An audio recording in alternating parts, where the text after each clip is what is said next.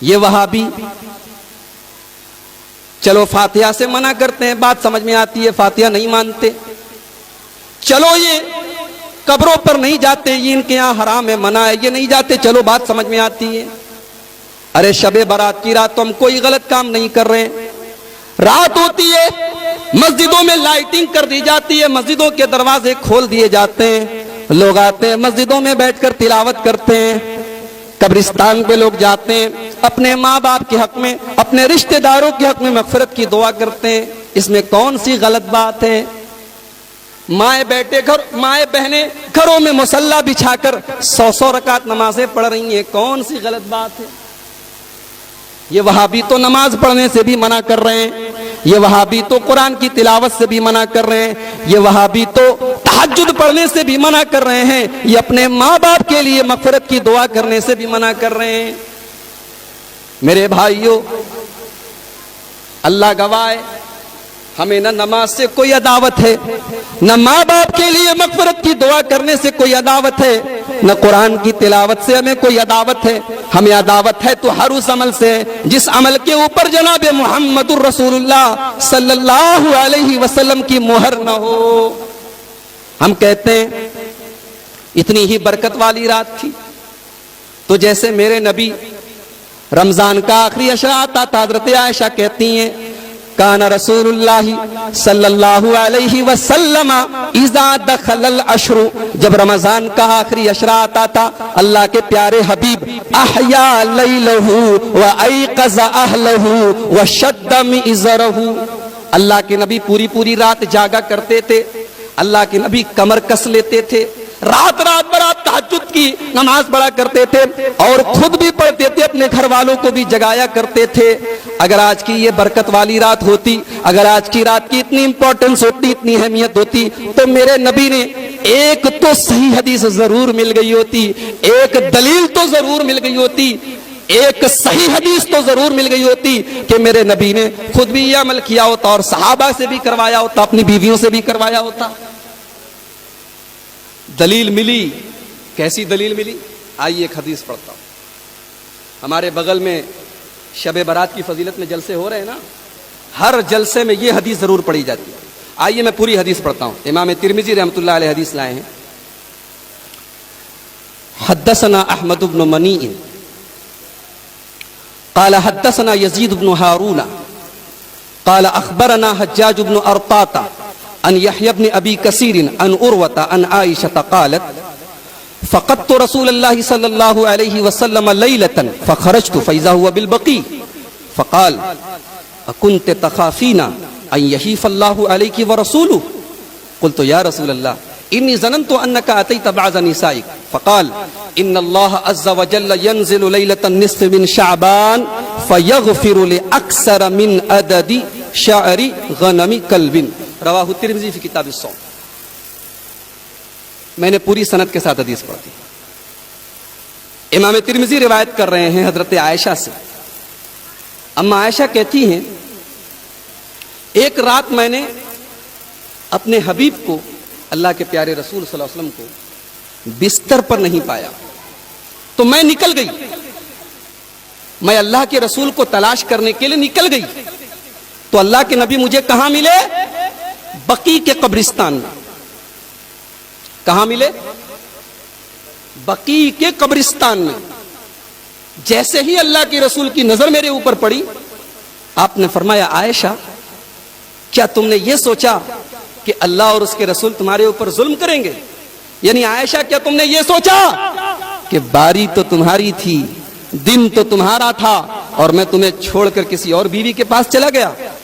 حضرت عائشہ نے فرمایا نہیں ہے اللہ کے رسول، میں نے سمجھا کہ آپ کسی کام سے، کسی ضرورت سے، کسی غرض سے اپنی کسی بیوی سے ملنے کے لیے گئے ہوں. آپ نے فرمایا عائشہ 15 شعبان کی رات کو اللہ تبارک و تعالی نازل ہوتا ہے، اللہ تبارک و تعالی نازل ہوتا ہے، اللہ تعالیٰ اترتا ہے اور قبیلے بنو کلب کی بکریوں کے بالوں کی تعداد سے بھی زیادہ لوگوں کی مغفرت کرتا ہے. یہ حدیث شب برات کی فضیلت میں ٹاپ 10 حدیثوں میں سے. اس کو سب سے پہلے پڑھتے ہیں. اس حدیث کو میں نے سند کے ساتھ پڑھا ہے. آئیے ایک بار پھر سند پڑھتا ہوں. امام ترمذی کہتے ہیں حدثنا احمد بن منیع قال حدثنا یزید بن ہارون قال اخبرنا حجاج بن ارطاط ان یحیی بن ابی کثیر ان عروۃ عن عائشہ. یہ سند ہے. اس سند میں ایک راوی ہے حجاج بن ابی ارطاط. یہ کس سے روایت کر رہے ہیں؟ یحییٰ بن ابی کثیر سے. اور یحییٰ بن ابی کثیر کس سے روایت کر رہے ہیں؟ عروہ سے. اب امام ترمذی رحمۃ اللہ علیہ اس حدیث پاک کو بیان کرنے کے بعد خود کہتے ہیں سمعت محمدن، میں نے اپنے استاذ محترم امام المحدثین امیر المومنین فی الحدیث سیدنا امام بخاری رحمۃ اللہ علیہ کو یہ فرماتے ہوئے سنا کان یضعف ھذا الحدیث. امام بخاری کہتے ہیں یہ حدیث ضعیف ہے. کون کہہ رہا ہے؟ کون کہہ رہا ہے حدیث ضعیف ہے؟ کوئی یہ نہ کہے کہ وہابی کہہ رہا ہے. کون کہہ رہا ہے؟ بخاری کہہ رہا ہے. امام بخاری کہہ رہے ہیں. اور کعبے کے رب کی قسم، علم حدیث میں جو مقام امام بخاری کو حاصل ہے وہ کسی اور کو حاصل ہے. امام بخاری کسی راوی کے بارے میں کمنٹ کر دیتے ہیں فیہ نظر، اس راوی کی حدیث کو تھوڑا سوچ وچار کر لیا کرو. یہ نہیں کہتے کہ ریجیکٹ کر دو. امام بخاری اگر کسی راوی کے بارے میں صرف اتنا بول دیں فیہ نظر، اس راوی کی حدیث کو سوچ سمجھ کر لیا کرو، تو علماء کا اتفاق ہے، محدثین کا اتفاق ہے، فقہاء کا اتفاق ہے کہ وہ حدیث ریجیکٹیبل ہے، وہ حدیث مردود ہے، وہ حدیث قبول نہیں کی جائے گی، کیونکہ اس کے راوی کے بارے میں امام بخاری کا اتنا زبردست کمنٹ ہے. امام بخاری بول رہے ہیں یہ حدیث ضعیف ہے. اچھا یہ تو سند ہے. اچھا امام بخاری حدیث کو ضعیف بتاتے ہیں، وجہ کیا بتاتے ہیں؟ امام بخاری کہتے ہیں، اور یہ جملہ بھی ترمذی کے اندر موجود ہے، امام بخاری کہتے ہیں اس حدیث میں ایک راوی ہے حجاج بن ابی ارطاط، اس نے یہ حدیث روایت کی ہے یحییٰ بن ابی کثیر سے، جبکہ دونوں کے بیچ میں سما ثابت ہے. اب میں یعنی کہ عبدالغفار سلفی اگر میں کوئی حدیث بیان کروں اور میں کہوں کہ میں نے یہ حدیث مولانا حیات اللہ بنارسی سے سنی ہے یا مولانا ابو القاسم صاحب بنارسی سے سنی ہے، تو لوگ ہنسیں گے، بولیں گے ارے دیکھو یہ جھوٹ بول رہا ہے، یہ جھوٹ بول رہا ہے. مولانا ابو القاسم صاحب بنارسی کب پیدا ہوئی؟ کب انتقال ہوا؟ 1949 میں. یہ 1986 میں پیدا ہوا. یہ بول رہا ہے میں نے حدیث سنا ہے. تو ایسی حدیث کو ریجیکٹ کر دیا جاتا ہے. ایسی حدیث منقطع مانی جاتی ہے جس میں دو راویوں کے بیچ میں ڈس کنیکشن ہو. ایک راوی دوسرے راوی سے روایت کر رہا ہے لیکن دونوں کے بیچ میں سما ثابت نہیں.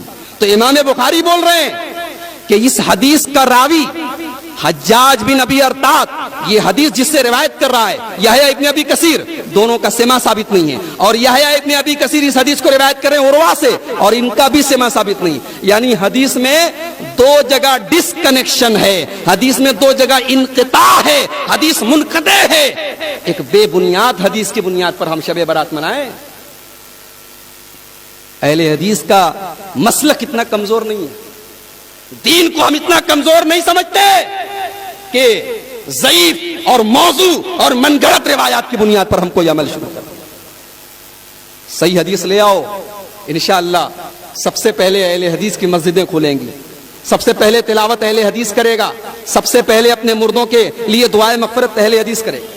اچھا ایک بڑی عجیب بات حدیث میں دیکھیے، حضرت عائشہ کہتی ہیں کہ میں نے اللہ کے نبی کو بستر پہ نہیں پایا تو میں گئی. کہاں گئی؟ بقیع کے قبرستان میں. قبرستان میں جانے کی کیا ضرورت تھی؟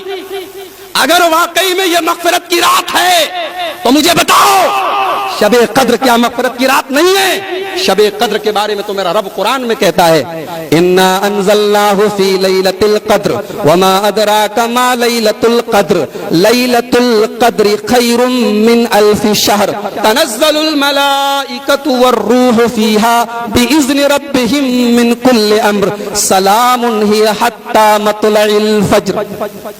شب قدر کے بارے میں تو میرے رب نے پوری قرآن کی سورت نازل کر دی. میرے رب نے کہا یہ اتنی مبارک رات ہے کہ ایک رات کی عبادت 1000 مہینے سے افضل ہے, 84 سال کی عبادت سے بہتر ہے اس رات کی عبادت. لیکن ایک روایت دکھا دو, ایک حدیث دکھا دو, ایک سند دکھا دو, ایک دلیل دکھا دو کہ شب قدر کی رات میں میرے نبی قبرستان جا کے دعائیں مغفرت کرتے تھے. سن لو, اہل حدیث کا عقیدہ یہ ہے کہ ماں باپ کے لیے مغفرت کی دعا گھر بیٹھ کر بھی کر سکتے ہیں, مسجد میں بھی کر سکتے ہیں, اور قبرستان جا کر بھی کر سکتے ہیں. قبرستان جانا ضروری نہیں, ٹھیک ہے جا سکتے ہیں. ابھی ہمارے صدر محترم نے پوری قبر کے تعلق سے پوری حدیثیں پڑھی, لیکن یہ عقیدہ کہ ماں باپ کی مغفرت کی دعا تبھی ہوگی جب ہم قبرستان پر جائیں گے, یہ عقیدہ اسلام کا نہیں ہے. معاف کیجئے گا, یہ ان کا عقیدہ ہے جن کا مذہب قبرستان سے شروع ہوتا ہے اور قبرستان میں جا کر ختم ہو جاتا ہے.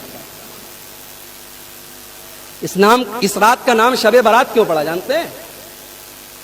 براءت, یہ برات بنا ہے تبرہ سے, یہ براءت بنا ہے تبرہ سے, اور تبرہ یہ روافض کی اصطلاح ہے, یہ ابو بکر و عمر کے دشمنوں کی اصطلاح ہے, یہ صحابہ کو گالیاں دینے والوں کی اصطلاح ہے, جو نماز میں جب تک حضرات شیخین کے اوپر, سیدنا ابو بکر صدیق کے اوپر, حضرت عمر فاروق کے اوپر جب تک براءت کا اظہار نہ کر لیں, جب تک ان سے اپنے آپ کو بری نہ کر لیں, ان کی نماز قبول نہیں ہوتی. اور جو اپنی آنکھوں میں یہ سپنا سجوئے ہیں کہ جب ہماری حکومت ہوگی مکہ اور مدینہ پر تو ہم ابو بکر کی قبر سے اور عمر کی قبر سے ان کی لاشوں کو نکال کے سولی پہ لٹکائیں گے, جن کا یہ سپنا ہے ان کے لیے یہ شب برات, یہ تبرے کی رات ہے, یہ برات کی رات ہے, یہ صحابہ سے تبرہ اور صحابہ سے اپنے آپ کو بری کرنے کی رات ہے.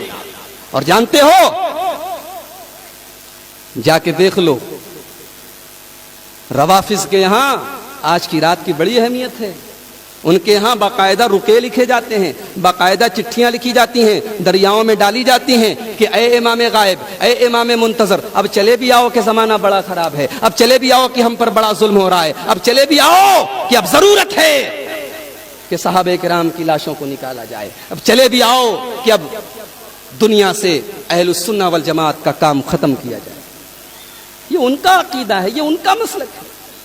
اور ہندوستان میں چونکہ ہمارا رہن سہن ہمارے غیر مسلم بھائیوں کے ساتھ تھا, اب ہمارے غیر مسلم بھائیوں کے یہاں ایسی ایسی چیزیں ہیں کہ صاحب جو لوگ مر گئے ہیں ان کی آتما کی شانتی کے لیے ان کو کچھ کھلانا پلانا پڑے گا, اور جو بھی کھلایا پلایا جائے گا وہ آتماؤں کو تو ملنے سے رہا, وہ ملے گا پنڈتوں کو, وہ ملے گا مجاوروں کو, وہ ملے گا ان کے پروہتوں کو. تو وہ سسٹم ہمارے یہاں لایا گیا کہ صاحب چلو ایک رات تیار کی جائے اور اس رات کی فضیلتیں گڑھی جائیں تاکہ کچھ حلوے ماڈے کا انتظام ہو جائے, تاکہ کچھ پیٹ پوجا بھی ہو جائے, تاکہ کچھ حلوے ہمیں بھی نصیب ہو جائیں. اور دلیل کیا دی جاتی ہے کہ جنگ احد کے موقع پر اللہ کے پیارے رسول صلی اللہ علیہ وسلم کا دانت ٹوٹ گیا تھا, آپ کے دندان مبارک شہید ہو گئے تھے. ارے عقل کے اندھو, جنگ احد شوال میں ہوئی تھی, یہ 15 شعبان ہے, شعبان اور شوال کے بیچ میں 2 مہینے کا گیپ ہے. عید پر تم بھی حلوہ کھاؤ, ہمیں بھی کھلاؤ, ہمیں کوئی اعتراض نہیں. لیکن آج کے دن یہ دراصل نقالی ہے, یہ غیر مسلموں کی مشابہت ہے, اور یہ اس قوم کے ساتھ رہنے سہنے کی وجہ سے یہ چیزیں ہمارے اندر آئی ہیں. اہل حدیث کا یہ عقیدہ ہے کہ کوئی عمل اچھا تب تک نہیں ہو سکتا جب تک 2 شرائط نہ پائی جائیں. پہلی شرط, عمل خالص اللہ کے لیے کیا جائے, عمل صرف اللہ کے لیے کیا جائے, اس کے اندر ذرہ برابر بھی اگر ریاکاری آ گئی, اگر دکھاوا آ گیا, اگر کسی اور کو خوش کرنے کی نیت آ گئی, ہائے ہائے اس کی بربادی نہ پوچھو.